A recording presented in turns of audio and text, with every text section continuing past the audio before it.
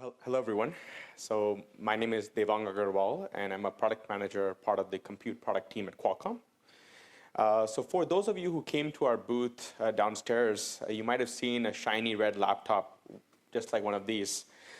So my goal is really to build out the best possible experience for AI developers who are looking to develop on these sort of devices, starting with Snapdragon X-Elite. So in today's session, I'm going to be introducing you and talking to you about how you can accelerate your AI workloads on Windows on Snapdragon. So generative AI is here. So ChatGPT was released in late 2022 by OpenAI. And this turned out to be a game changer in terms of this whole AI revolution. And it really brought generative AI to the forefront. So with generative AI becoming more and more popular among the past several months, people like me and you are actually using it as a tool to help us out in everyday tasks. So for example, professionals are using generative AI to generate emails. Content creators are using generative AI to generate content like images, blogs, articles, and more. And maybe even your kids are using it to really get help on their math problems. So most of the apps like ChatGPT are actually running these generative AI models all in the cloud. And what we've been seeing recently is there's been a push by many developers out there to really bring these generative AI models and do all the inferencing locally on device. And there are two main reasons for that. The first is really security, because nothing really breaches the security and privacy of your own doing inference locally on your own device. And second is the cost, because if you're doing inference for long periods of time in the cloud, the cost is going to rack up. So we at Qualcomm are leaders in on-device AI performance. This is primarily seen on mobile, IoT, PC, and more. And the focus over here is purely on PC in this session. So a few years back, we started partnering with Microsoft to start building out our Windows on Snapdragon story. And as part of this story, I'd like to introduce you to Snapdragon X-Elite. So Snapdragon X-Elite delivers best-in-class performance and battery life. So the Snapdragon X-Elite has the Qualcomm Orion CPU, the Adreno GPU, and the Hexagon NPU. So this really provides the true AI PC experience to developers. And the next step change for PCs is how the silicon uses the performance and efficiency to deliver entirely new and more personalized experiences right on the device. And Snapdragon X-Elite is the leader in on-device AI for laptops. So Snapdragon X-Elite is a true AI PC platform. The key differentiation over here is really our NPU, or the Qualcomm Hexagon NPU. With 45 TOPS available for AI on the NPU, the developers can get the best-in-class performance and efficiency for their AI workloads. Additionally, when we benchmark popular video and photo editing applications versus x86 competition, we observed that Snapdragon X-Elite delivers up to 15x better performance. And also what we've been seeing is a lot more ISVs actually bringing their AI features and running them on Snapdragon X-Elite, be it either on the CPU, the GPU, or predominantly more on the NPU. And what we also have is we have a wide variety of AI software toolchains available for developers, which I'll be talking about in a bit. But essentially, we're here to support any developer who wants to develop on these devices. So as a developer, you can really bring any of your AI use cases and run them on the Qualcomm Hexagon NPU because you have the 45 TOPS available for AI. So to paint the picture more clear, you can observe here how much TOPS some of these popular use cases take up. So for example, features like live captions, voice access, background blur, and more, these take about 5 to 10 TOPS. Additionally, if you're trying to do or bring any of sort of your generative AI use cases on the device, they require about 20 TOPS. So for example, you want to run models like Stable Diffusion, or you want to run large language models like Llama 2 or Mistral, they really require about 20 TOPS of hardware resource demand. And additionally, if you're trying to run concurrent AI workloads, let's say you have a productivity application and video AI, and you're trying to run them concurrently, you're going to require about 45 TOPS. So in a nutshell over here, what you can see is no matter whatever your use case is, you can actually bring them locally on device and run them on Snapdragon X-Elite. So when it comes to AI toolchains, our goal is to cater to all classes of developers. And as an AI developer, there are really two main things that you have in your mind. The first thing that you have in your mind is, what is the best way I can do to get the best performance and customization for this piece of silicon that I'm working on? And the second thing may be, how can I scale my AI workloads to get the best cross-platform support? So for scale, we're working very closely with Microsoft to ensure that the Onyx runtime and DirectML paths are available for developers on our platform. For the best performance and customization, we have actually built our very own frameworks and libraries called Qualcomm AI Engine Direct SDK and the Qualcomm Neural Processing SDK. So developers can really use these frameworks to really take advantage of the CPU, the GPU, and the NPU. Additionally, when we're working with generative AI models, we run into more of a memory-bounded problem because these are really large models. And running those models on device get tricky. So what we really rely on is quantization. Because when you have models that are maybe 13 or 14 GB in size, we have to reduce the model size as much as we can. But we also want to preserve the model accuracy and make sure that the model accuracy there's a minimal drop in it. So we have actually built our own quantization toolchain called AMET, and essentially that helps in essentially reducing the model size with also preserving the overall accuracy of the model. Apart from that, we also have a wide variety of open source models that we support on this platform.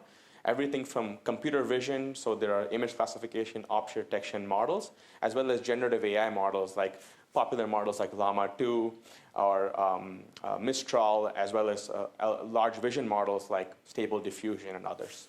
And we also have accompanying samples and Jupyter notebooks that come with this so developers can get started right away. So now I'll be actually showing you right here. I have a Snapdragon X-Elite device right here, and I'll actually be running a Llama 2 7 billion parameter model all locally on device, and you'll be able to see the performance yourself.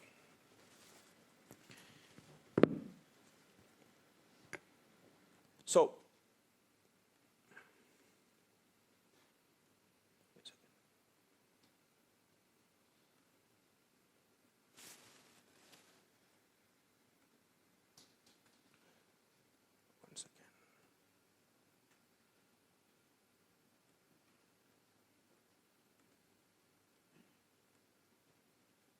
So what we have over here is a Jupyter notebook. Basically, this is a Llama 2 Jupyter notebook. And essentially what this is, give me 1 second.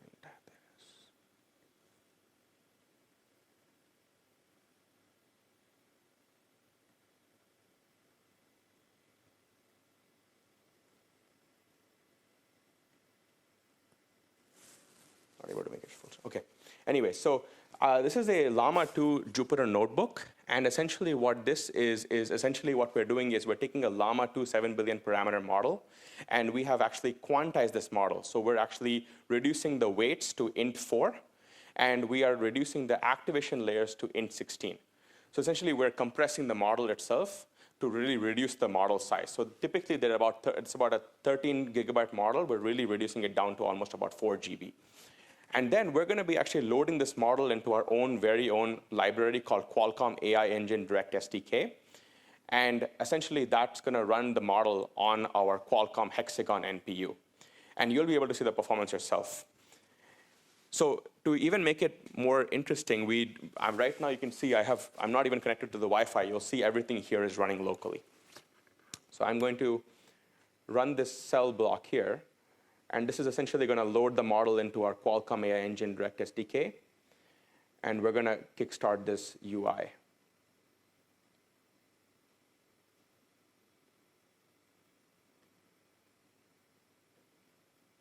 So I'm going to also bring the... OK.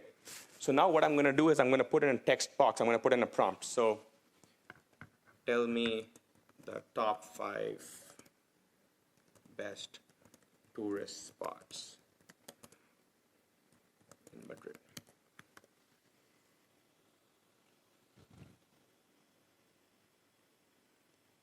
You'll see one second.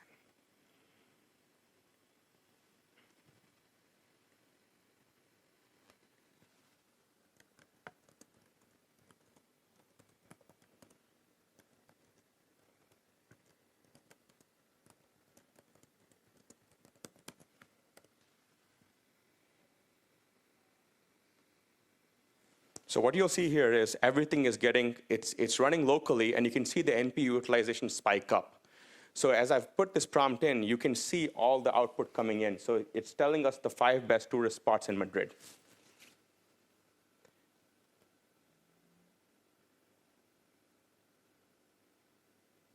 So you can see the NPU utilization has almost spiked up to about 93, 95%. So everything is running locally on a Qualcomm Hexagon NPU. And the performance is pretty good, because it's like if you even use some prompts, let's say on ChatGPT, it's pretty similar, because you're getting pretty quick output over here as well.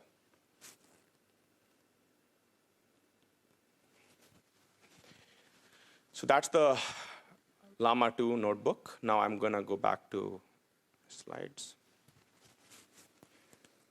So the other thing I would like to show you here is there's a very popular photo editing application called GIMP. And this is very similar to Adobe Photoshop. GIMP is completely open sourced. So it actually gives us hardware vendors a capability to actually build out open sourced AI plugins for this. So what we've actually done is we've actually built out a image generation AI plugin. And this is powered by Stable Diffusion. Intel folks have also created a similar AI plugin as well.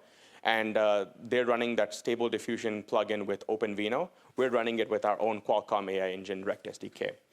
So on our side, we're running this Stable Diffusion model completely on the NPU. And you can see it takes about 7 seconds. On the Intel Core Ultra side, because their NPU is not performant enough and it's not able to handle these generative AI workloads, they have to split these model pipelines, these generative AI models like Stable Diffusion, across the CPU, the GPU, and the NPU. So essentially, it takes about 22 seconds on the Intel Core Ultra 7. So it's almost 3x faster when you compare both SKUs. And what's more interesting here is because on the Intel side, you're running these models across CPU, GPU, and NPU, so it'll also consume a lot more power as well. Whereas ours is completely running on the NPU. So I'll show you this demo video.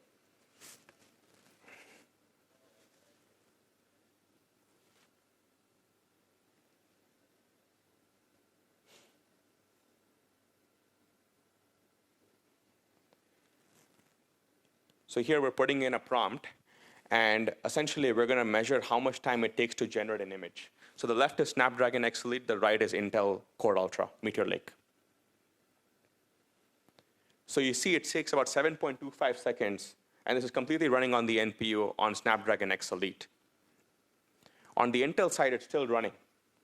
So you're still not able to generate an image. There you go, finally. At 22 seconds, they finally generated an image on that side. We used another variant of Stable Diffusion, and we also ran similar benchmarks. And we tried to see how many images can we generate. So here we are, we're putting another prompt in.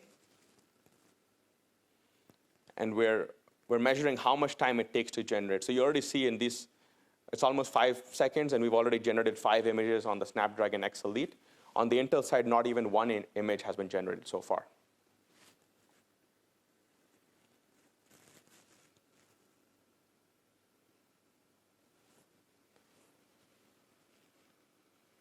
So as a final conclusion, one thing that we want to highlight here is that if you want to really develop AI applications for these platforms, right, and you don't know where to start, our goal with Qualcomm is to make that whole AI development journey as easy and as frictionless as possible. And what we have been doing is we've actually recently launched this platform called Qualcomm AI Hub. And essentially, what Qualcomm AI Hub is, it has about 100 plus pre-trained and pre-optimized models. So for example, if you're looking for models from, let's say, for computer vision use cases, let's say for image classification, object detection, we've got models available over there. Or let's say if you're trying to develop some sort of generative AI application, so you're looking for maybe doing text generation or image generation, we've got models on the Qualcomm AI Hub. So people can search models on Qualcomm AI Hub, select the models, and then quickly, within 5 minutes, actually go and deploy those models on device and see results in real time. So they're able to get metrics like how much time it takes to actually, like in terms of inference latency, as well as memory utilization, NPU utilization, all that sort of data they're able to get. So give it a shot. If you have your phone handy, you can scan the QR code and you can give it a shot. So currently, right now, this is only available for mobile and IoT. This is going to be available for PC platforms starting next week, where we're going to be actually talking about this at Microsoft Build. And that's all I have. Thank you so much. Any questions from anyone, audience? Yes.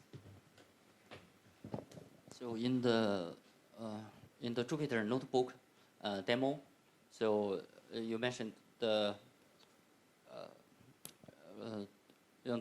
demo did it include the quantization process from 13 billion parameters down to 4 billion parameters? Does it include it? Correct. So we actually had a separate notebook because it takes some time to quantize the models. Yes. So we have separate notebooks to actually use our quantization tool chains and take that FP16, FP32 model and quantize it down to int4. So we have those notebooks available. The notebook that we had was purely that was showing inference of the quantized model. Yes, thank you. So it doesn't limit it to a Windows PC, right? No. You can also use that, the same notebook script on Linux PC. Absolutely, you can. Yeah. So the quantization library is developed by, as you said, by the Qualcomm team internally. It's free to use by others? Correct. It's open sourced. Yes. So you can go on GitHub. You can actually, we can connect offline after this, and I can provide you the link to that GitHub, and you can actually go over there and get started right away. Okay. Thank you. Thank you very much. Source. Any other questions? If not, thank you so much.